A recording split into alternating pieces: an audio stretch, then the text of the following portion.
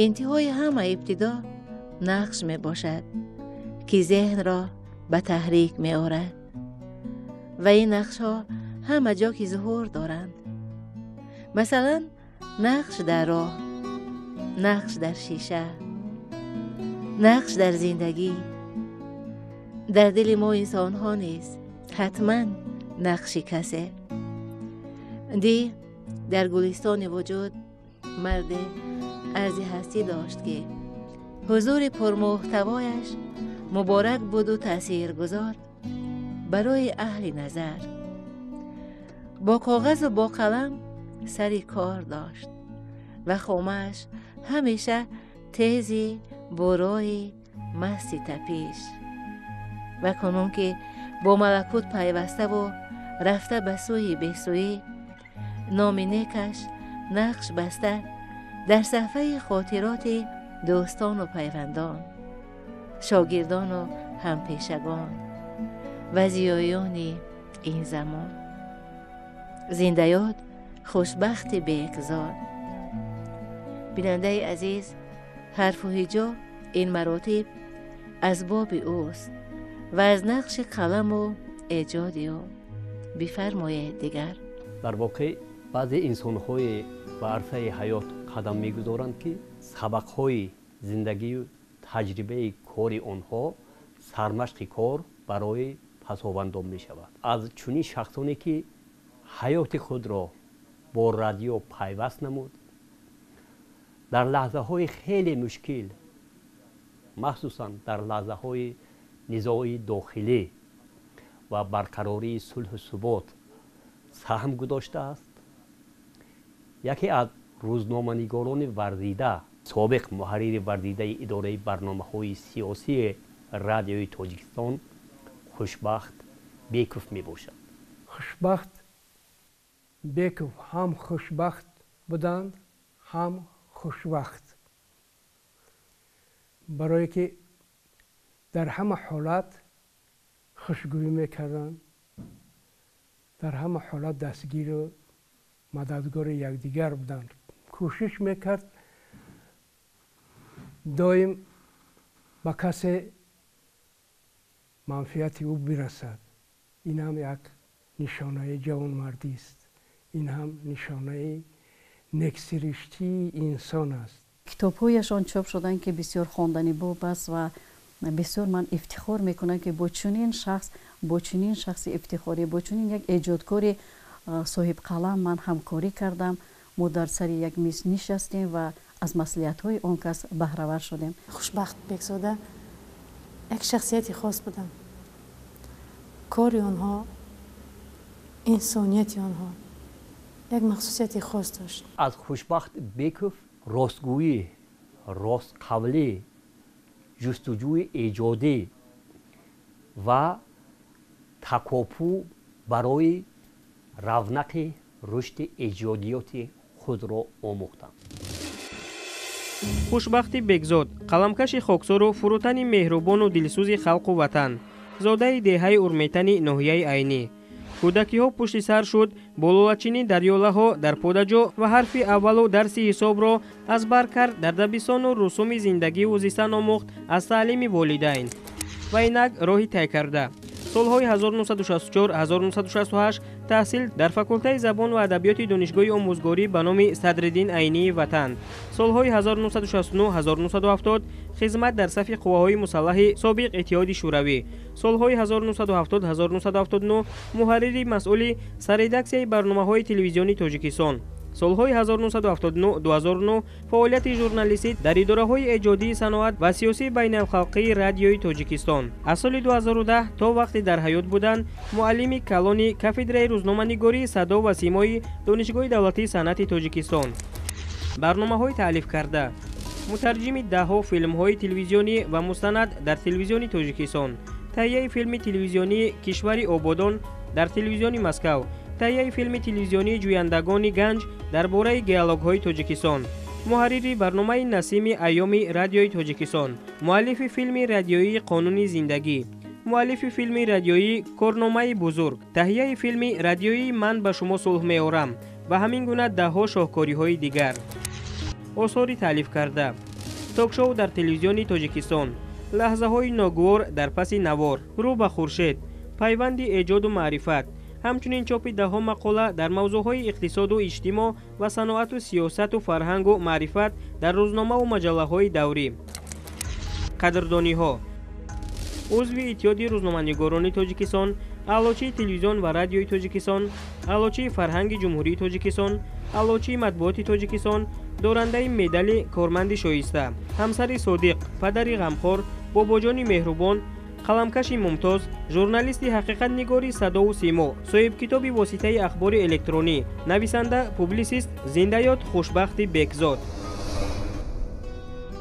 بظاهر امروز مثل که نیست در بر ما استاد خوشبخت بکزاد، اما از پندار ما مهم نیست که انسان چقدر عمر می‌بیند. مهمتر از همه آن است که در فرصتی که به او جدا شده چی میتواند کردن برای خود، برای امروز و برای فردای وطن. و خوشبخت بکزاد مثل که به همین معنی به زندگی نظر داشت، زیرا تا وقتی که بود بسان یک وطندار زندگی شایسته به سر برد. بیشتر از نیم عصر حیات و ایجاد خود را به ساحه ژورنالیستیک تاجیک بخشید.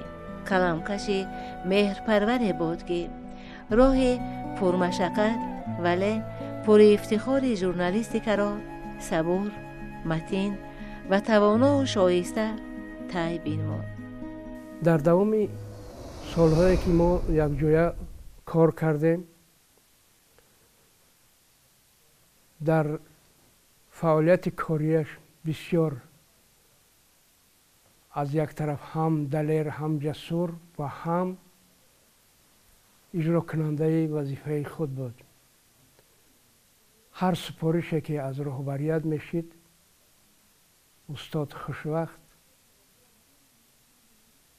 آن سپارش رو سری وقت اجرا میکرد.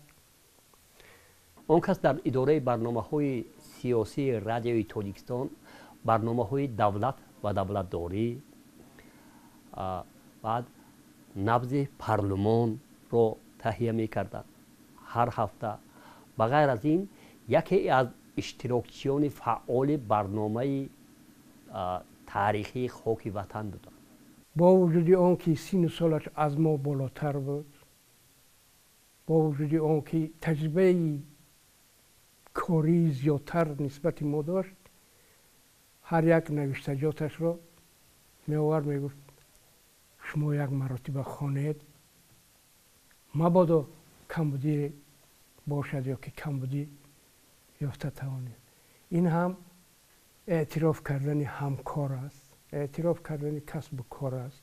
وقتی که من به حیث معاون اول دیرکتور رادیوی تاجیکستان فعالیت می‌کردم، رهبریت رادیو سفارش داد که وابسته به اجلاسیه سرنوشت ساز 16 شورای عالی یک رادیو فیلم تهیه کنیم. و هیئت ایجادی وقتی که جمع آمد، خوشبخت بکوف به حیث معاون رهبر گروه ایجادی بودند و در تهیه رادیو فیلم های 18 قسم رادیو فیلم گردش بزرگ و اجلاسیه تقدیرساز سهم خیلی فعال گذاشتند.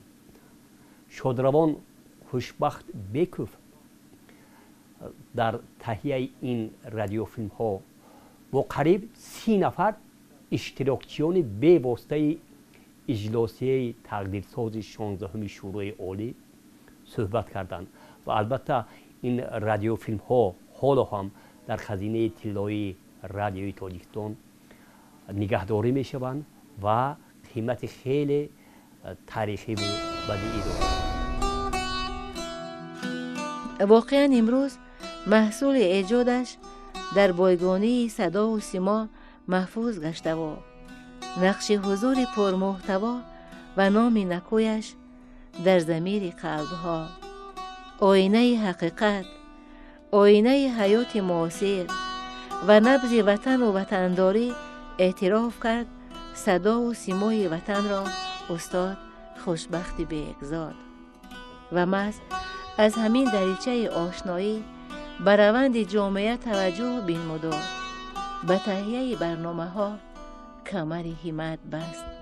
از حیات شوراها، یک هفته جهان، در باشیشگاه صحرایی، سعادت، سلسله برنامه های میز مدور، جویندگان گنج، دختران کمبینت، منظره های روز استراحت، کلوب مخلصان کینا، از پشت تلویزیون، سیاحت با کینو کامera و باز ده ها نامگوی دیگر برنامه های مؤلفی و محرری خوشبخت بیگزاد بود که طول سالها در تلویزیون هفته یک مرتبه در افیر پخش می گردیدند و برخورد ذهن و ذوق بیننده بودند.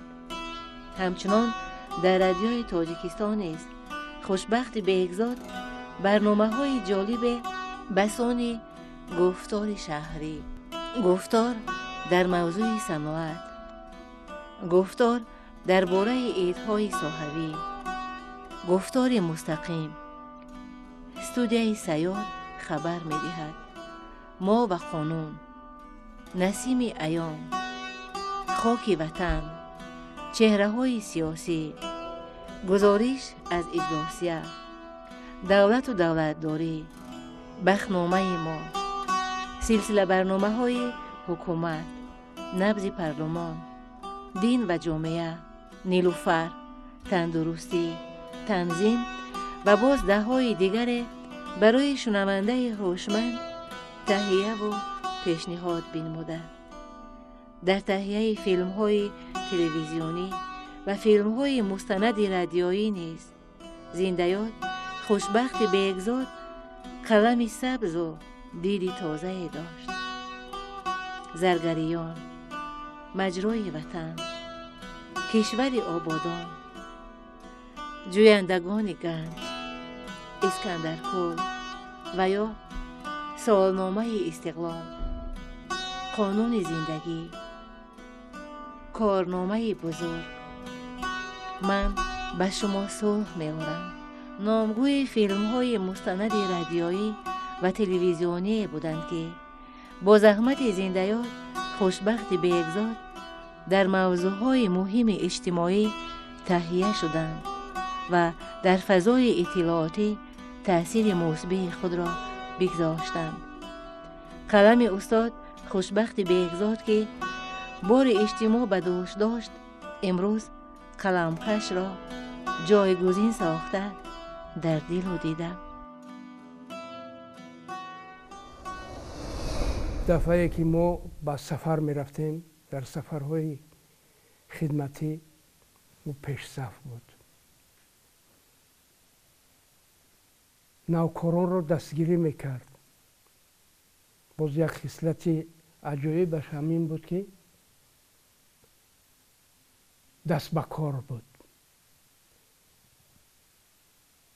در حالت یگان جا استراحت می رفتیم و دست و آستین برزده اول خوراک تیار میکرد، خوراک های گوناگون تیار میکرد. این هم یک در این سمت هم چیره دست بود. یک شخص در یودیل پرجستجو شخصی بودن که همه وقت برای پیشرفت کار رادیو زحمت میکشیدند، شاگردان تربیت میکردند و من نیز خود را یکی از شاگردان مکتب ایجادی خوشبخت بیک میحسابم.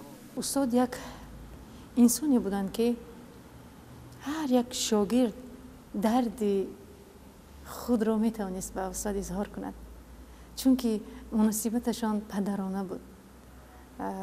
استادان زیاد بودند ولی هر کس نمیتواند عمق دل خود را، یعنی مشکلات روزگار خود را کشاید نزد استاد. ولی چون استاد به ما که دخترم گویان صدا میکردن و انا همین مناسبت ها، انا همین خصلت های استاد البته شاگردان را نسبت استاد خیلی پدروار یعنی نمایان میکرد. بله، حق این سان استاد از پدر بیش است و زندیات خوشبخت بیگزاد همین سان استاد بود که از شوق دل دست شاگرد گرفت. رسوم زیستن و در همه گونه شرایط انسان ماندن را به شاگرد آموخت. کوشید تا شاگرد ریشه خود را برآورد همچو سرو، حکمت شب و فراز را، تأثیر باد و باران، گرم و سرد را، معنی آمدن و رفتن را تفسیر بنمود پیش شاگرد هوشمند. اگر امروز با لطف استاد شاگرد با رنگ‌های زندگی آشناست، مطمئنم که یاد استاد زندیات نیز خواهد کرد. سالهای 1993 خوشبخت بیکوف در دانشکده دولتی فرهنگ و صنعت تاجیکستان به نام میرزا رسودا به حیث آموزگار آمدند و در کافدرای ژورنالیستیکا فعالیت داشتند. خوشبخت بیکوف یک شخص بسیار فعال بودند، آموزگار قوی اراده بودند، آموزگار بسیار هم فعال بودند، خوش سلیقه بودند، دانش فراوان داشتند. البته من باوری کامل دارم که آن دانشجویانی که از آن کس درس عبرت آموختند همشان حالا در تلویزیون های پایتخت، در تلویزیون های بیرون از شهر دوشنبه فعالیت میبرند. نام نیک این آموزگار بزرگ در خاطر استادان، در خاطر معلمان، در خاطر دانشجویانی که همان سال فعالیت داشتند نقش بسته است، همچون یک معلمی خیلی قوی اراده، کاردان و پیش برنده. در این درگاه نیز نقش باریز دارد استاد خوشبخت بیگزاد. در جای جانش جا بودند خرد و کلان این خانه. یک آسمان محبت داشت به فرزندها و نبیره ها و حق و همسایه ها. ناز بردار بود و خوشش می آمد از حمایت کردن، از خدمت کردن بهر ایشان. گوهر شناس و گوهر پرور بود استاد خوشبخت بیگزاد. گل مهر و وفا، گل صدق و صفا را، گل سعادت و صداقت و خجستفالی و خیر و برکت را توانست سبزانیدن در گلدان قلب اهل بیتش و این گل یاد دیگر ریشه ها دوانیده و سبزیدن دارد در ضمیر اهل بیت. یعنی یاد شهستون خانه اینجا گرامی است و ادامه دارد، تطبیق می شود کارهای ناتمام و آرزو و ارمانهای پدر در رفتار، در گفتار و در کردار زن و فرزند. احسن. افسوس که امروز این گونه شخصیت های برای جامعه ضروری، این گونه شخصیتی که کسبیتشون به درجه حرفه‌ای رسیده بود ولی بیماری اونا رو از ما در برد. البته از استاد در عملیه ژورنالیستیکا ثمر خوبه امروز در بارگاه ژورنالیستیکا باقی مونده است. تمام ژورنالیستان تعلیم گیرنده های ساحه ژورنالیستیکای وطنی از اثرهای استاد به واسطه استفاده میکنند که استاد در همجویگی با گوهر عمر و چندین اثرهای علمی در سمت ژورنالیستیک تلویزیون و رادیو تالیف کردند که هر روز هم ژورنالیستان هم تعلیم گیرنده های ساحه ژورنالیستیک و هم در یعنی که کارمندای ساحه تلویزیون و رادیو میتوانند به ملال از آن استفاده کنند.